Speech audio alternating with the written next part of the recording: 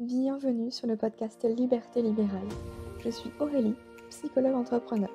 Pendant longtemps, j'ai fait ce qu'on attendait de moi, jusqu'au jour où je me suis autorisée à sortir du cadre et à m'épanouir pleinement. Avec ce podcast, j'aimerais vous aider à créer une activité qui vous ressemble. Alors ensemble, incarnons les thérapeutes de demain. Bienvenue dans l'épisode numéro 65 du podcast Liberté libérale. Je suis ravie de vous retrouver aujourd'hui puisqu'on va parler de la raison pour laquelle tu es désaligné dans ton activité libérale. Et honnêtement, on va pas tourner autour du pot, on va parler directement, en mettant les pieds dans le plat. La raison pour laquelle tu es désaligné dans ton activité libérale, c'est probablement la peur du manque d'argent. On va élaborer autour de ce sujet aujourd'hui. J'espère que ça va te parler, que ça va te plaire, parce qu'encore une fois, c'est tiré de mon expérience personnelle. Et l'idée, c'est de te déculpabiliser aussi par rapport à ça et te proposer une solution qui soit plus adaptée pour ta sécurité finalement interne, financière, matérielle, bref, tout ce que tu veux. On va commencer simplement par un exemple.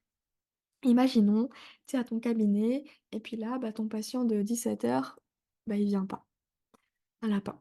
Ou alors il annule. Il t'envoie un petit SMS à 16h45 là pour te dire: «Je suis désolé, je suis coincé au boulot, je vais pas pouvoir venir aujourd'hui». Ou alors carrément, un patient qui était là de manière très régulière, qui arrête son suivi de manière brusque, sans prévenir, sans que tu aies pu du coup t'y préparer. La première chose à laquelle tu penses, c'est probablement à l'aspect financier et notamment à la perte de chiffre d'affaires que ça va générer. Et tu sais que un lapin, une annule, ça passe, mais quand on a régulièrement toutes les semaines, ça commence à peser lourd quand même, dans la balance et tu vois finalement, le creux qui se creuse de plus en plus entre ton loyer, tes charges et juste, ce que tu dois engranger pour réussir à vivre, pour ta vie perso lors de ton mois qui arrive, bah, ça devient un peu compliqué. Et il peut y avoir un petit peu de culpabilité aussi à ce moment-là, de te dire: «Punaise, je suis thérapeute, j'aide des patients qui vont pas bien et moi la première chose à laquelle je pense quand on me dit, "Je peux pas venir" ou, on me pré ou juste, bah, la personne ne vient pas, bah, c'est la perte financière». Alors que potentiellement, peut-être que si la personne elle est pas venue, c'est peut-être qu'elle avait un accident ou que sais-je, enfin bref. On oublie le côté humain là, finalement, on met le côté financier sur le devant et déjà j'ai envie de te dire, bah, c'est normal, tu pas là ou le seul parce qu'on est dans une société où, bah, on est en train d'échanger de l'argent pour, réussir à survivre donc c'est normal qu'on pense à l'aspect financier et c'est pas parce qu'on est thérapeute, qu'on doit, donner de son temps, gratuitement. C'est quand même des compétences, qu'on a acquis, on s'est formé, on a fait des études, plus ou moins longues, des formations, des stages, bref, on donne vraiment de notre personne parce que même si c'est pas un taf physique, c'est un sacré, boulot psychologique et c'est épuisant, mine de rien, de donner de son temps, de son énergie, toute son attention, cette fameuse écoute active, si ce n'est plus, si tu es, dans quelque chose qui, engage peut-être le corps et cetera. Bref, c'est, mine de rien, assez lourd, à gérer et bah, forcément la part financière, on y pense aussi parce que c'est la réalité dans laquelle on vit aujourd'hui. Donc j'ai envie de te rassurer dans un premier temps, si tu penses à ça, bah, tu pas là ou le seul et c'est OK, hein, donc tu peux te déculpabiliser par rapport à ça. Ensuite, la peur du manque d'argent va te faire faire des choses qui sont désalignées aussi avec toi-même, notamment accepter certains patients que tu aurais certainement refusé si, tu en avais la possibilité. Exemple, un patient qui vient pour une problématique particulière dans laquelle, bon, tu peux l'aider, mais tu pas 100 à l'aise, 100 compétente parce que tu sens que il te manque quelques trucs. Donc ce que tu vas faire, tu vas dire: «OK» et en parallèle, tu vas vite aller à Cultura acheter un bouquin sur le sujet pour t'assurer d'avoir toutes les ressources et toutes les clés en main pour aider cette personne. Spoiler alerte, la personne, elle ne reviendra pas en plus. C'est du vécu, oui, oui, je vous assure, mais malheureusement, il y a cette réalité-là aussi. On aimerait pouvoir dire, de manière totalement, sereine, transparente: «Beh, je suis désolée, mais du coup, ça dépasse le champ de mes compétences, donc je vais vous rediriger vers un confrère, une consoeur». Le problème, c'est que, bah, quand on n'a pas assez de consultations et ben, on va accepter, je vais pas dire tout et n'importe quoi, mais on va accepter des choses qui nous mettent inconfortables. qui vont nous challenger et ça va faire appel, en tout cas, ça va réveiller notre fameux syndrome de l'imposteur. On va se dire: «Oh, ah mais du coup, là, je sais pas. Je sais pas comment faire, je sais pas comment l'aider, il me manque des infos, il me manque des petites choses». Donc ça va réveiller en plus ce syndrome de l'imposteur qui est quand même assez présent, chez les thérapeutes, mine de rien. Qu'est-ce que ça fait? Ça va baisser l'estime de soi et là, on est dans un cercle vicieux, on va se dévaloriser, enfin bref, c'est la cata. Donc non seulement c'est ni bon pour toi, mais c'est ni bon pour tes patients. Parce qu'il y aurait potentiellement un collègue qui serait plus apte à aider cette personne-là, comme toi, tu serais plus apte à aider d'autres patients que des collègues acceptent aussi dans cette même configuration. Et c'est OK. On n'est pas là pour juger, on est juste là pour mettre en lumière cette réalité financière, mine de rien, des thérapeutes qui nous fait, faire des choses qui sont pas totalement éthiques et alignées avec ce qu'on aimerait être, avec le thérapeute qu'on aimerait être finalement. Et puis le troisième point, mine de rien, c'est que, bah, on prend pas de vacances. Bah, non, parce que pas de consultation égale pas d'argent. Pas de chiffre d'affaires qui rentre. Donc du coup, ben, on est obligé de continuer à travailler. Ce qui veut dire que on n'a pas de pause et on s'épuise. On s'épuise encore et encore. Il faut pas oublier que en tant que thérapeute, on est notre propre outil de travail. Donc plus on tire, un petit peu, sur nous là, moins on est disponible psychiquement. Ça veut dire que on va être moins présent pour nos patients, on va être, moins dans une qualité d'écoute. Bref, il y a toutes ces petites choses qui font que c'est ni bon pour nous, ni bon pour nos patients non plus à ce moment-là. Et cette réalité financière fait que, bah oui, on peut pas toujours prendre des vacances parce que ça veut dire déjà avoir suffisamment de ressources pour, payer ses charges, mais se payer, décemment, soit aussi pour vivre le mois qui arrive. Mais ça voudrait dire aussi mettre de l'argent de côté pour ses futures vacances, quand on a envie de fermer son cabinet. Donc il faut quand même, il faut charbonner, il faut avoir des consultes, il faut avoir des patients, de la visibilité, tout ça. Mais c'est pas le cas de tout le monde, malheureusement et l'idée, c'est aussi, de simplement voir les choses d'une toute autre manière. Si aujourd'hui, cette peur du manque d'argent, vous sentez que vous êtes complètement désaligné dans votre activité, l'idée, ça va être peut-être de diversifier votre activité. Alors là encore, le problème, c'est effectivement que vous allez devoir bosser encore plus, vous allez devoir échanger aussi votre temps contre de l'argent ou alors vous allez devoir trouver un autre modèle économique. Moi, ce que j'ai fait, j'ai fermé mon cabinet, vous le savez, du coup, en décembre 2022 et du coup, j'ai créé des programmes en ligne, en tout cas c'est ça, qui c'est mon modèle économique aujourd'hui. Néanmoins, l'année dernière, en août 2023, j'ai eu envie de reprendre de temps en temps des consultations individuelles. Donc j'ai créé un accompagnement individuel à la perte de poids, mais selon mes règles et mes conditions. Ça veut dire que j'ai créé un accompagnement à la perte de poids, donc c'est à distance, hein, en visio, sur 3 mois à raison d'une séance par semaine, donc ça fait 12 séances au total. Si c'est pas une fois par semaine, voilà, on s'arrange et cetera.